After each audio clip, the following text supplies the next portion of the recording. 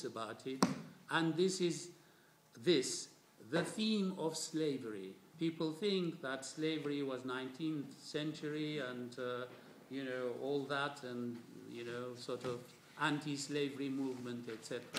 No, no, no, no.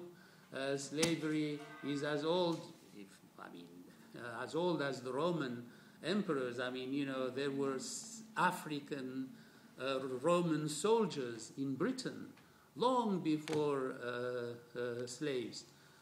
Africa was a kind of well-known continent because of the Roman Empire and its colonies in Africa, etc. There was this absolutely disgraceful character. You don't know to laugh at him, to pity him, to do what?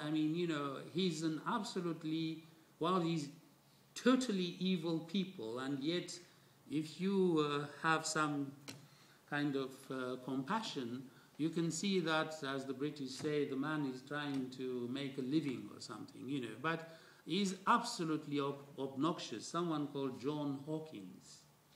And this guy, at about 1562, has this, strange idea and works on it. Remember that there was slavery before even Britain. The Portuguese were doing slave business. So this John Hawkins goes and collects and acquires 300 Africans from Guinea, the coast of Guinea. And look what he does. He buys some of them from African merchants. He pinches some from Portuguese slave ships. And he forces others, he simply rapes others to come into the slave ship or grabs them and so on. 300 of them, and he takes them to the Caribbean island of, then it was called Hispania, which is, of course, modern-day Haiti and Dominican Republic. He takes them there, and the money he makes is £10,000. That's probably 100 million by today's prices. And this man, then, 2 years later, Queen Elizabeth allows him to go on a second trip of slave hunting. And she gives him a ship which is called Jesus Lubeck. These people don't even hesitate to abuse Jesus for their own incredible inhumanity. The name of the ship is Jesus Lubeck, and with 300 sailors, all grabbed from the streets and so on, without any payment, etc., for the Royal Navy. So they are Royal Navy people. And Queen Elizabeth gives this to this obnoxious character for slavery. So, and the ship, is quite a considerable big ship, weighs 400 tons, and that's the second instance. Already by the end of the 16th century, the propertied classes, the rich and the landowners, begin to have slaves in their households as servants. And there's an absolutely amazing fact, very little known, that Raleigh, the great Raleigh, one of the great intellectuals of the time, Lady Raleigh, had already such slaves in her household.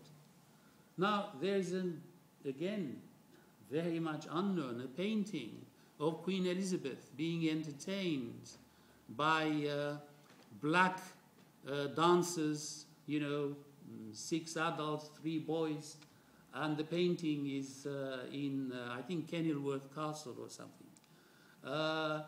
And it seems that, now this is very interesting for you to see why Shakespeare could therefore have a black African mistress, is because Queen Elizabeth's ladies-in-waiting used to disguise themselves as black women for fun, etc., in the palace during masques, dancing, etc. But they were pretending to be black women with black masks and so on. So in other words, this is very much, again, part of the background of Shakespeare. So this is all going on. Now, another very important sort of point we should mention is this, that when just before the sonnets were published, there was this very interesting chap, he himself was a sort of a poet, and he, the British have this wonderful sort of documentary skills.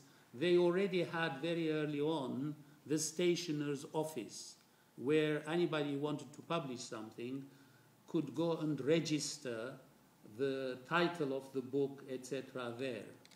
And so this gentleman, this poet, I don't know how you want to pronounce it, but it's Francis, you probably call it Mears, I call it Meres, M-E-R-E-S. How do you pronounce it? Mears, Francis Mears. He has this curious thing. It has nothing to do with Shakespeare. It is in his poem. He says the following. Okay. Don't worry about sort of the unknowns. Yeah? As the soul of Euphorbus was thought to live in Pythagoras, okay? So the sweet wit, now this is the important thing, the sweet, witty soul of Ovid lives in mellifluous and honey-tongued Shakespeare. Witness his Venus and Adonis is another poem by Shakespeare. His Lucrece. His sugared sonnets among his private friends, etc.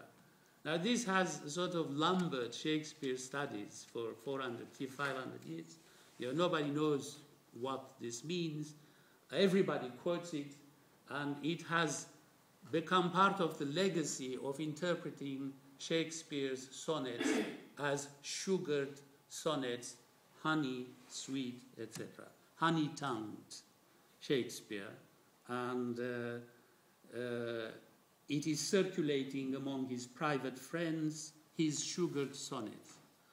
Very recently, there was a kind of lady who tried to publish an analysis trying to say there's nothing sugared about these sonnets. You know, I mean, I don't know what this means, but, you know, the sonnets, in fact, are terribly misogynistic in the woman section, in the mistress section, and there's no sweetness in it, and there's nothing sweet about it, and I'm very surprised, etc. What they have not understood, this is, believe it or not, this is the first time ever this observation will be made in Shakespeare scholarship. What they have not understood is that there was a manuscript edition of something which has now come to be known as the Greek anthology. Believe it or not, even today, Greek anthology is not widely published. I don't know why. It should be. It is an anthology of several hundred poems, probably 1,000, epigrams, epigrammatic poems, very, very ancient poems, you know, from classical times, pre-classical times. And there's a large section of it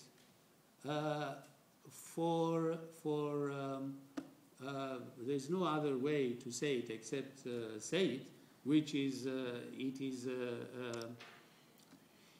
pedophile poetry. In other words, it is about little boys and how sweet they are. And one of the basic images of those poems is the Greek word